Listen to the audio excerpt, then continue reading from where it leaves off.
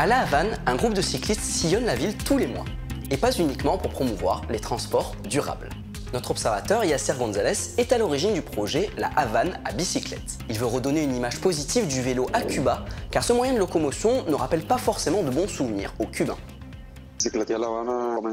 Bicicletear La Habana a commencé en 2015, après que j'ai fait un voyage en Allemagne. J'y ai beaucoup appris sur la culture du vélo en Europe. Et je crois que Cuba a besoin aussi d'une alternative au transport comme celle-là. Ça a commencé juste en motivant les gens. Les premiers à venir étaient des étrangers vivant à La Havane. Ça a progressivement changé lorsque l'événement a pris de l'ampleur sur les réseaux sociaux. Mais c'était vraiment difficile d'attirer des Cubains, car les gens gardent un mauvais souvenir du vélo, depuis les années 90. Après la chute du bloc socialiste, Cuba a été délaissé et il n'y avait tout simplement plus de carburant. Tous les bus à Cuba, pratiquement tous, ont arrêté de fonctionner.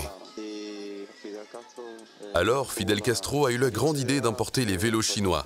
Il n'y avait pas d'autre transport. Il n'y avait pas d'alternative. Donc, évidemment, le vélo a gardé une image négative pour les Cubains.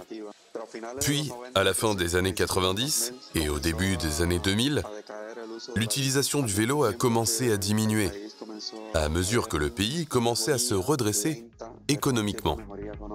À Cuba, le vélo est resté présent dans les campagnes, mais selon notre observateur, son utilisation a décliné dans les villes. Malgré ça, le projet de Yasser est un succès.